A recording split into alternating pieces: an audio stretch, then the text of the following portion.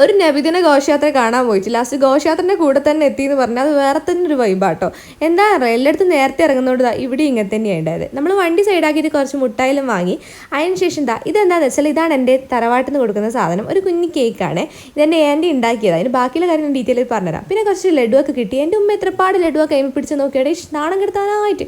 പിന്നെ മഞ്ചൊക്കെ ഉണ്ടായിരുന്നു. ഞാൻ എനിക്ക് കിട്ടിയ എല്ലാ സാധനവും സേഫ് ആയത് ഹെൽമെറ്റിനുള്ളിൽ വെച്ചത്. ആകുമ്പോൾ ആരും ഒന്നും എടുത്തുകൊണ്ട് പോകില്ല.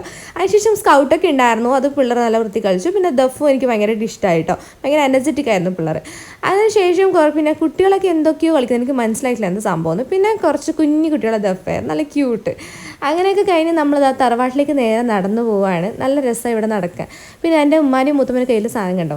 എനിക്ക് കേക്കിൻ്റെ മെയിൻ കാര്യങ്ങൾ പറഞ്ഞുതരാം. ഇതെൻ്റെ ആൻറ്റി ഉണ്ടാക്കിയതാണ്. ആളൊരു ഹോം ബേക്കറാണ്. സംഭവം എന്ന് വെച്ചാൽ ഞാൻ അങ്ങനെ പ്രൊമോട്ടൊന്നും ചെയ്യാറില്ല ആളെ.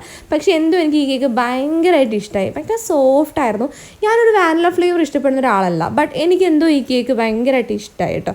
അതിനുശേഷം നമ്മളെല്ലാം കഴിച്ചിട്ട് നമ്മൾ രണ്ടാളും കൂടെ ഫോട്ടോ എടുക്കാൻ പോകണം. ആരാണ് എൻ്റെ കൂടെയുള്ള വെച്ചാൽ എൻ്റെ അമ്മായിയാണ്. ഒരു അരപ്പിരി ലൂസായ ഒരു സാധനം. അങ്ങനെ നമ്മൾ കാടും മലയൊക്കെ താണ്ടിയിട്ട് ഒരു കുളത്തിലേക്കാണ് പോകുന്നത് ഗൈസ്. കുളത്ത് നമ്മൾ എത്തുമ്പോഴത്തേക്ക് വെള്ളം വെച്ചുകൊണ്ട് നല്ല രസമായി കാണാൻ, ഫുള്ള് കല്ല്.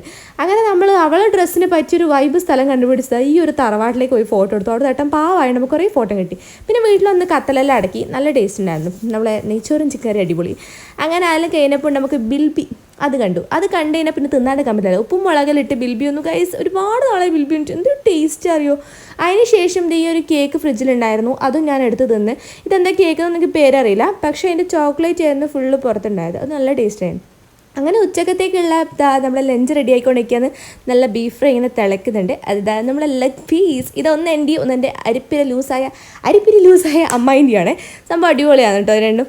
അങ്ങനെ നമ്മളെ ചോറൊക്കെ റെഡിയായി. ഇനി നമുക്ക് തിന്നണം. പക്ഷേ അതിന് മുമ്പ് ഈ പ്ലേറ്റിലുള്ള നല്ല പീസുള്ള ബത്തക്ക, നല്ല വൃത്തിക്ക് മുറിച്ച് ബത്തക്ക കണ്ടാൽ നമ്മൾ എടുത്ത് തിന്നും. ഞാനെന്നല്ല എല്ലാവരും അങ്ങനെ തന്നെ. അത് നല്ല ഉണ്ടായിരുന്നു. പിന്നെ നമ്മൾ ചോറ് തിന്നാണ്. ഞാൻ പറഞ്ഞില്ല എൻ്റെ ലെഗ് പീസ് എനിക്ക് കിട്ടുമെന്ന്. എനിക്ക് കിട്ടി. അങ്ങനെ ചോറൊക്കെ തിന്നത് നല്ല ടേസ്റ്റ് ഉണ്ടായി. അത് കഴിഞ്ഞാൽ എൻ്റെ ആൻറ്റി പറഞ്ഞു ഫ്രിഡ്ജിലൊരു പുഡിങ് ഉണ്ട്, നമുക്ക് അതും കൂടെ തിന്നേ. അങ്ങനെ നമ്മൾ എല്ലാവരും കൂടെ അതും കൂടെ തിന്നു. കുറച്ച് കഥയൊക്കെ പറഞ്ഞിരുന്നു. അപ്പോൾ ഇന്നത്തെ ഇത്രയേ ഉള്ളേ. ബൈ.